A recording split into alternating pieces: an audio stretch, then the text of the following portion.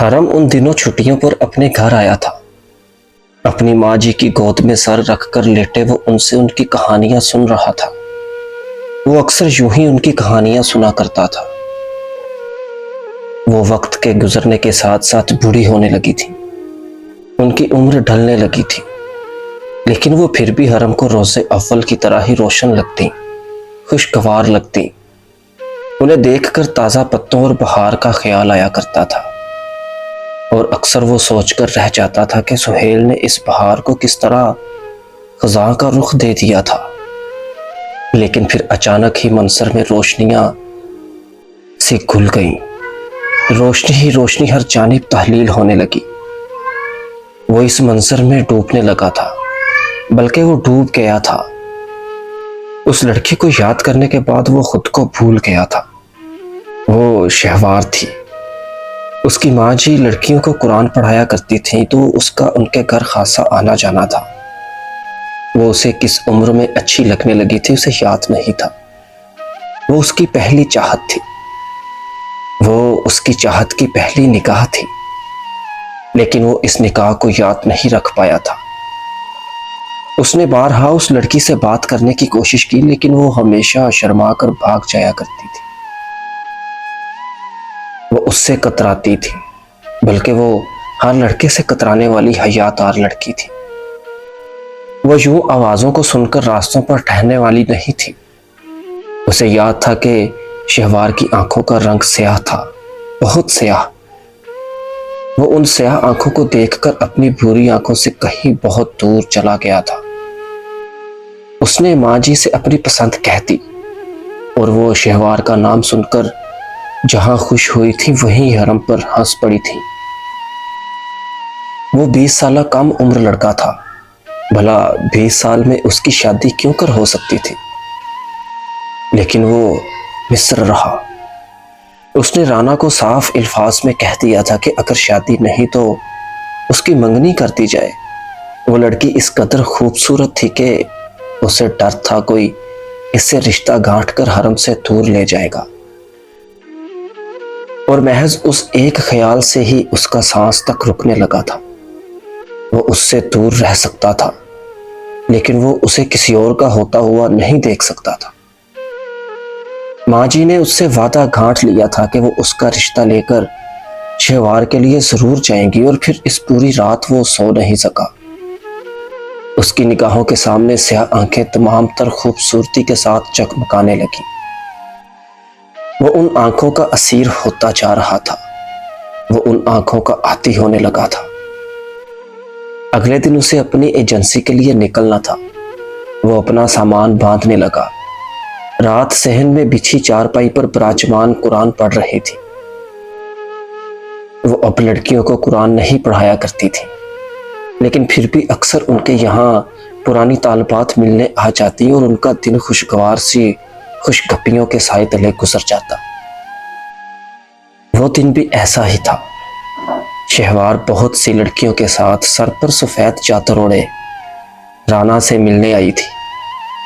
اس دن حرم نے موقع پا کر اسے دروازے کے پار روک لیا، اور جانے کیوں اس نے کبھی شہوار سے بات نہیں کی تھی، لیکن کہیں اندر سے وہ جانتا تھا کہ شہوار بھی اسے پسند کیا کرتی تھی۔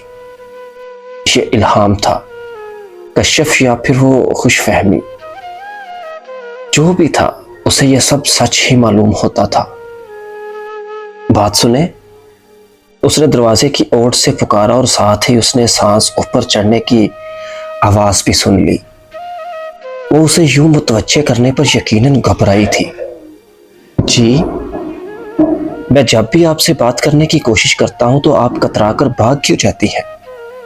حرم نے شکوہ کیا، اور اس کے شکوے کا بہت گھبرایا سا جواب اسے موصول ہوا۔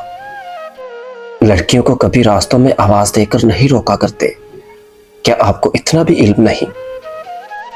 میں راستے میں آواز دے کر روکنے پر مجبور کیا گیا ہوں۔ آپ سے جب بھی بات کرنے کی کوشش کی آپ نے یوں نظر انداز کر دیا گویا میں کوئی انسان نہیں، وہ دروازے کے ساتھ رکھا پودا ہوں۔ اس کے دوبارہ کیے گئے شکوے پر دوسری جانب گلکاری سی آواز ابھری تھی۔ اس نے پہلے کبھی یوں شفاف جھرنے جیسی ہنسی نہیں سنی تھی۔ اس کی سماعت میں رس سا گل گیا اور پھر وہ نہ چاہتے ہوئے بھی دروازے کی اور سے نکل آیا۔ شہوار لبوں پر ہاتھ رکھے سرخ چہرہ لیے بامشکل اپنی ہنسی دبا رہی تھی، لیکن پھر یوں اس کے اچانک سامنے آ جانے پر ہنسی غائب ہوئی، پلکیں لرز گئیں۔ وہ ادھ کھلے لبوں سے اسے دیکھ کر رہ گیا۔ اس نے اتنا معصوم حسن پہلے کبھی نہیں دیکھا تھا۔ لڑکیوں کو کبھی راستوں میں آوازیں دے کر نہیں روکا کرتے، مجبور کیے جاتے ہیں ہم بھی۔ اس کا جواب بھی وار سن کر وہ زیر لب مسکرائی تھی، پھر ہولے سے بولی، آپ نہیں جانتے، لڑکیاں ان آوازوں پر رک جاتی ہیں۔ اور پھر اس نے مکانکی سا استفسار کیا تو شہوار لب کاٹنے لگی۔ حرم اس کے سراپے سے اپنی نگاہیں نہیں چھڑا پایا۔ وہ سانس تک لینا بھول گیا۔ اس نے پلکیں نہیں جھپکی، وہ اس منظر کے سامنے قید سا ہو گیا تھا۔ پھر وہ اپنے گھر کے راستوں سے بھٹک کر انجان راستوں پر نکل پڑتی ہیں۔ واپسی کے سارے راستے دھول میں تحلیل ہو کر عنقا ہو جاتے ہیں اور گھر کی دہلیز کے پار موجود ہر گھر، گلی اور اماج کا راستہ ہی گردانا جاتا ہے۔ ایسے میں پھر ہم جیسے لوگ کیا کریں؟ ہم کہاں جائیں؟ وہ بے چین سا آگے بڑھ آیا تھا۔ دروازے پر ہاتھ رکھ کر خود کو مزید آگے بڑھنے سے روکا۔ شہوار نے اپنا کانپتا ہاتھ دروازے کے دوسرے حصے پر رکھا، عین وہیں جہاں اس کا ہاتھ پچھلے حصے پر تھا۔ آپ ہمیں گھروں سے باہر نکالنے کے بجائے دہلیز تک آ جائیں، رسوا نہیں کیے جائیں گے۔ وہ 2 قدم پیچھے ہوئی اور پھر سیاہ آنکھیں اس پر اٹھائیں۔ زندگی میں پہلی دفعہ بھوری آنکھوں کو کسی کی آنکھوں نے اتنے قریب سے چھوا تھا۔ اس کی گردن میں گلٹی ابھر کر معدوم ہو گئی۔ وہ کچھ بولنے کے قابل نہیں رہا۔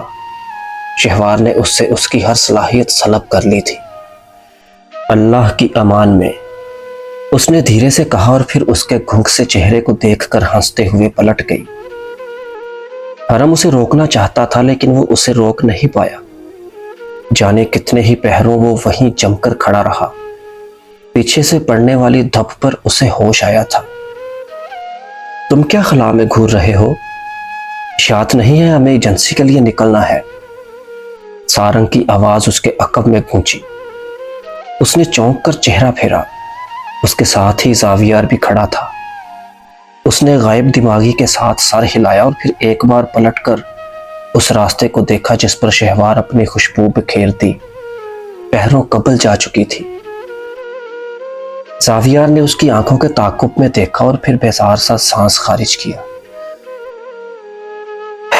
یہ وہ لڑکی ہے نا جس کی سفید چادر سے محض ایک آنکھ نظر آ رہی ہوتی ہے؟ تمہیں ایسی لڑکیوں میں کب سے دلچسپی ہونے لگی؟ اس کے چلے سے تبصرے پر سارنگ کی جانب سے اس کندھے پر ایک مکہ پڑا تھا۔ سارنگ نے اسے آنکھوں سے حرم کی جانب اشارہ کیا۔ وہ حرم کے لیے خوش تھا۔ وہ خوش تو زاویار بھی تھا، لیکن اس خوشی کا اظہار کرنا اس کی سرشست میں شامل نہیں تھا۔